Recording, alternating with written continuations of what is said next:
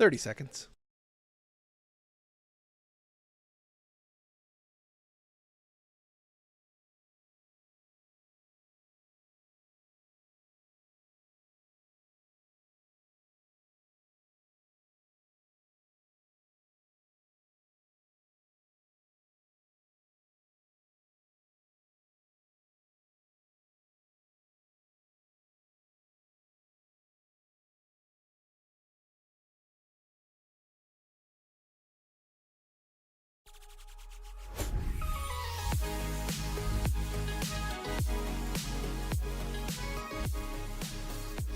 Hello and welcome to News 6 Extra. I am streaming executive producer Thomas Mates, filling in for Julie Broughton. She is filling in this evening for News 6 meteorologist Jonathan Kegas. We have a lot of stuff to get to today. There is, of course, the papal conclave happening right now. We are waiting to see if there will be at least a first vote today on the potential for a new pope following the death of Pope Francis just a few short weeks ago.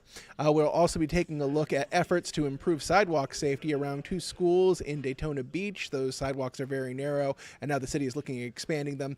Also, Real ID starts today, and we know that there are scammers out there, schemers, and con artists who are looking to rip you off, and they'll use any opportunity, including the Real ID enforcement, to do that. So we'll tell you what to watch out for and how to protect yourself, and of course, we're going to look at the rising costs of theme parks as we get closer to the opening of Epic Universe. So we'll have all of that coming up for you in just moments, but before we get to any of that, we have an extremely active weather week happening that includes more rain than we've seen in recent memory, but also the potential for some strong storms, maybe even severe storms. For all the details on that, we turn to David Nazario, News 6 meteorologist David Nazario. David, how you doing?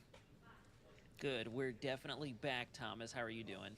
Not too bad. Can't complain too much. I'm enjoying the slight cool down with the rain that's been passing through our area. Could use a little bit more. Some of my garden's looking a little rough, but more is on the way, as you're about to tell us. It is. Exactly. You hit the nail on the head. The rain is on the way, and it's going to be sticking around for at least the next several days. We might dry out a little bit as the pattern begins to fluctuate as we get into the middle portions of next week, but that's a full 7 days ahead where we get to spend some time hopefully collecting some much needed rain. Before we get into all that, this is your temperature light right now. You have your feel light temperatures to the right hand side of your actual temperatures, and notice Central Florida is already cooking. If you look here in Orlando, we are already at about that 90-degree heat index. Titusville sitting at around 93, DeLand at 91, Winter Haven at 91, and then look at Lakeland 95, and then last but certainly not least, the Villages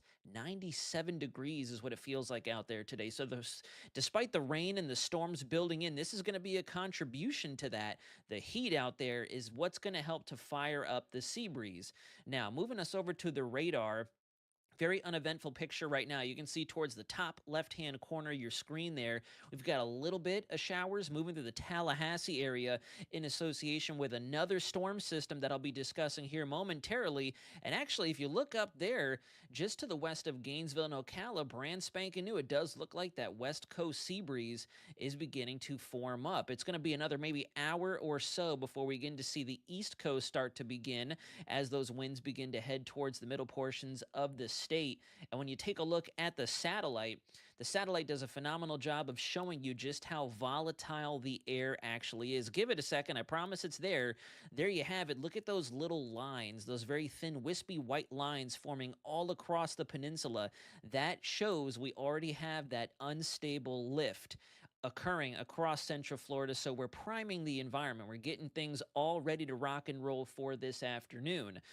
Thankfully, as Thomas had mentioned at the start of the discussion, we have seen some pretty beneficial rainfall. However, it has been loaded up to our southeastern portion of the viewing area. Parts of Orange County and especially Osceola and Brevard have been the areas we've been pinpointing since this past weekend to receive the brunt of the heavier rainfall and stronger thunderstorms.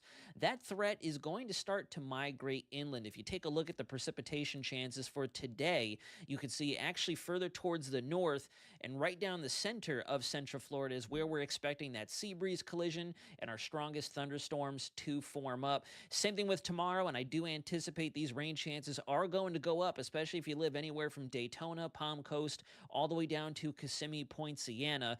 Anywhere in between, we're going to be seeing another threat for not only heavier rain, but this. We've got a level 1 risk for severe thunderstorms tomorrow afternoon, and this continues into Friday as well. Going to be standing by to see whether or not Storm Prediction Center elevates today like they did yesterday for a level 1 risk of severe weather. And hot off the press, let me go ahead and bring that up just as we were talking about earlier, myself and Chief Meteorologist Candace Campos. Let me pull that up for you all, ladies and gentlemen. Here is the risk for today. It doesn't look like we've updated just yet, but I'm looking at the Storm Prediction Center up above me here. Let me see if I can pull that over.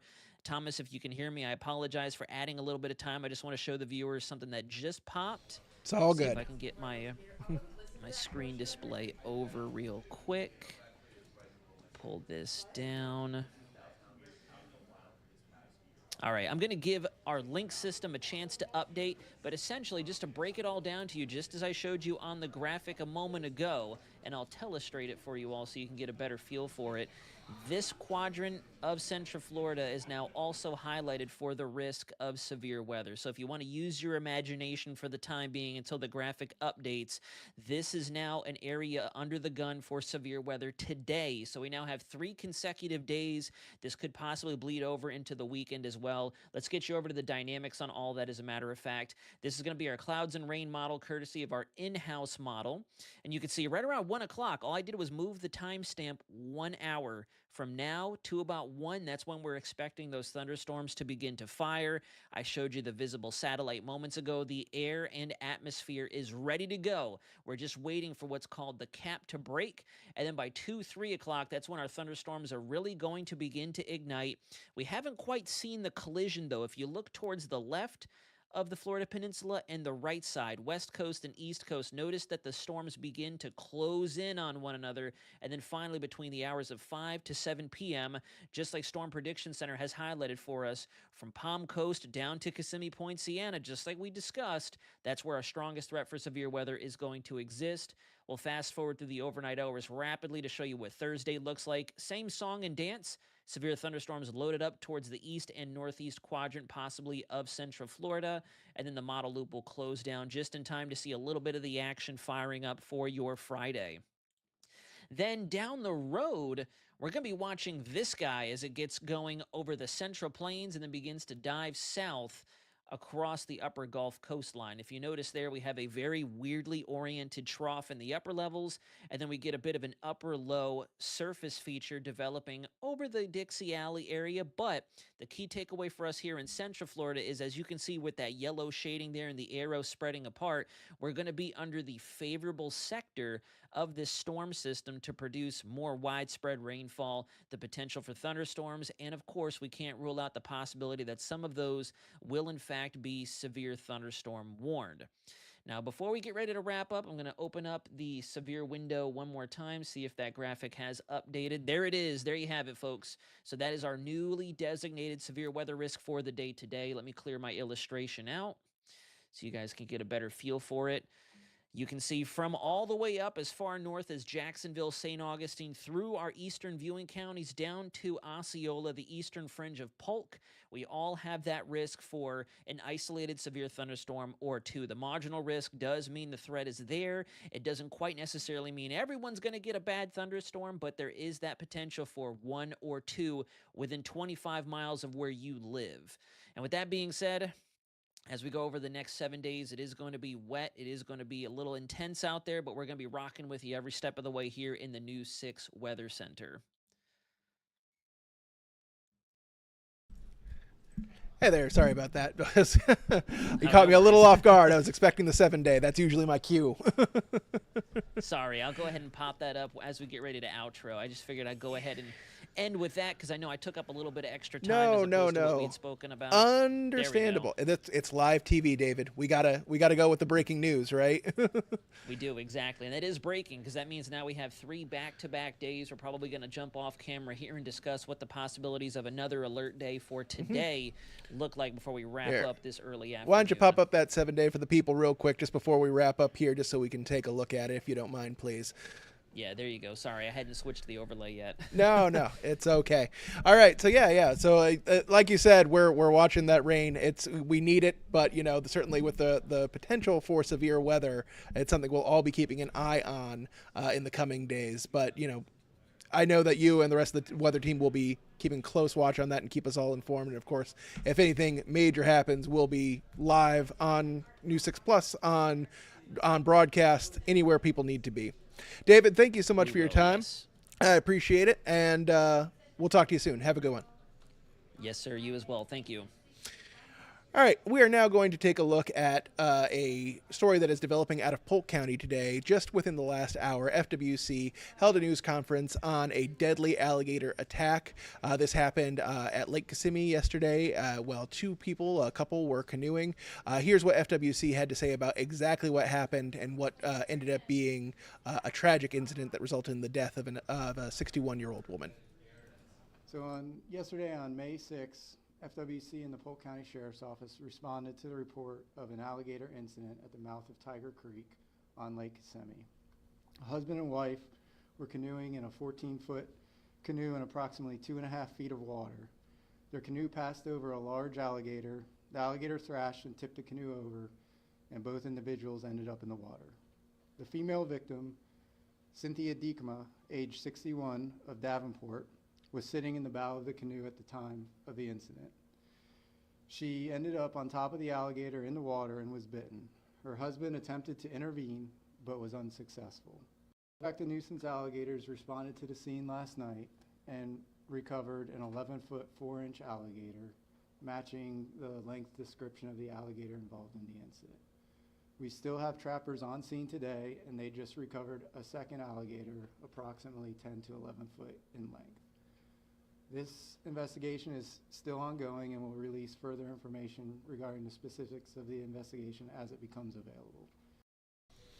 Clearly, this is a tragic set of circumstances. News 6's Laverne McGee is out in Polk County right now. She is gathering more information on this. She'll continue to follow this story throughout the day, and we'll have more coming up starting on News 6 at 4. But as they mentioned, it just seems to be, wrong place at the wrong time. They just happened to go over that gator in about 2 feet of water in their canoe. It thrashed, and the woman landed in the water, according to FWC, right on top of that gator, resulting in the deadly attack. It is an unfortunate sequence of events, but as I said, we'll be following it today, and we'll have more starting on News 6 at 4. Every week, News 6 anchor Eric Von Aken takes a look at the innovative ways that law enforcement and other groups are working to protect our communities, everything from preventing violent and street crime to also helping with drug overdoses, and that's the focus of this week's Protecting Our Communities.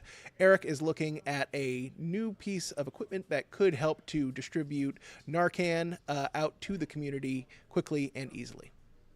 From the sidewalk along New York Avenue here in downtown DeLand, it kind of looks like a candy machine.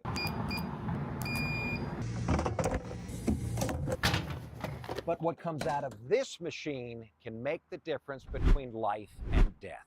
This is Narcan, the much talked about opioid reversing drug, and it's entirely free in this machine and the other one in Ormond Beach. Where we are here is in front of a long-term rehab facility. It's called Foundations to Freedom. Liz Peterson is the COO of Foundations to Freedom. And Liz, you helped oversee the team that wrote the grant that got the money from Volusia County to buy that machine. I should say we're on the backside of it now. Well, because the overdose deaths in Volusia County in 2024 were over 333. And you're telling me in 4.5 months, 5 months or so, you have had 404 people take Narcan out of your vending machine? Yes. But we've heard that there was at least one reversal from boxes from our distribution. Reversal, you mean bringing somebody back to life after an overdose?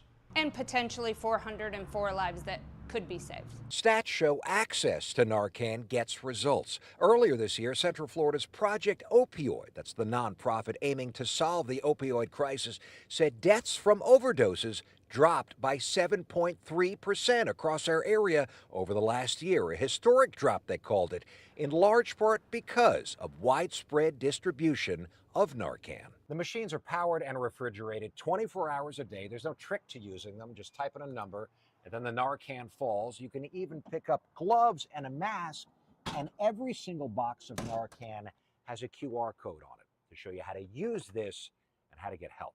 Absolutely no interaction. Staff don't stand out. Make sure someone's using the Narcan or taking it. Now that it's available, it's free. They can see it. It's out in the public. The public is aware of it. People are less inclined to hide behind the stigma. And guess what? These are 6 more vending machines almost ready to go into other spots around Volusia County that are also high traffic and high overdose areas. And on top of these, Liz says currently she's in the process of writing yet another grant to Volusia County to get more money to buy 10 more of these. Protecting our community in Volusia County, Eric Von Anken, News 6.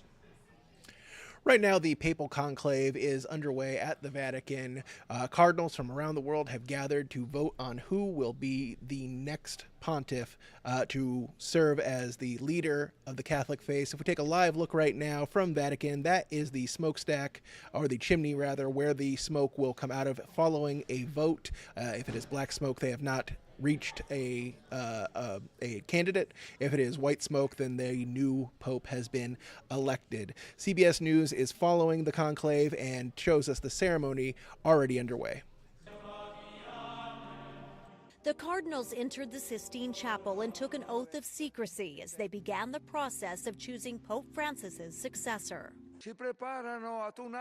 In the final mass before the conclave began, the dean of the College of Cardinals reminded them to set aside personal opinions and elect a pope who can see unity in diversity.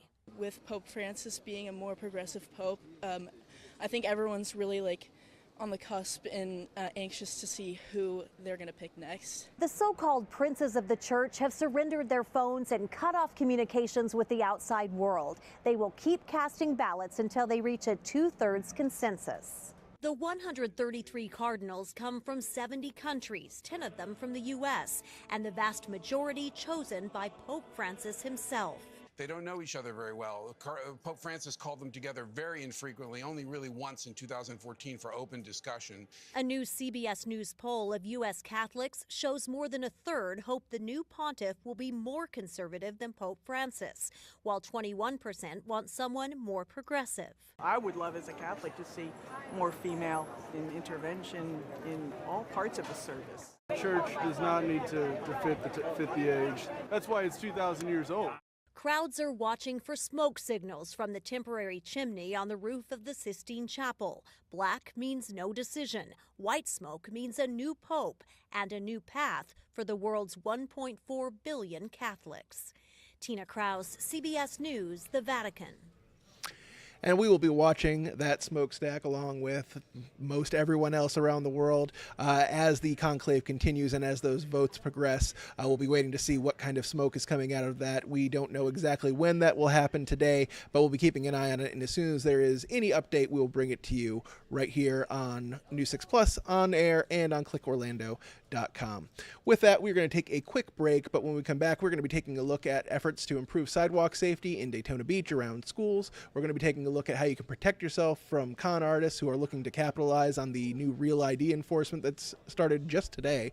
And we're going to be looking at the rising costs of theme parks, what it takes to get a family into those resorts and experiences. This is all coming as Epic Universe is just days away at this point from opening here in Central Florida. All that will be coming up in just about 2 minutes.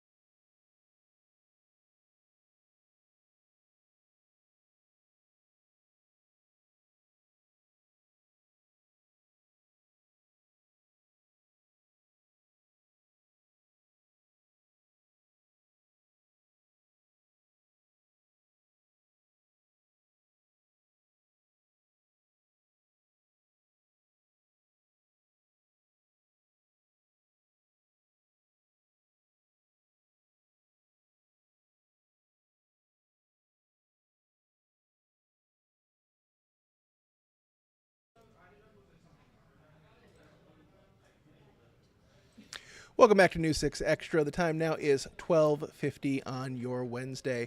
Two schools in Daytona Beach are set to potentially see some improvements for sidewalk safety for students who attend there. The City Council is set to vote this evening on whether to approve the project and move it forward. News 6's Mark Lehman was out there today to show us just what work will be done or could be done and why it is so badly needed.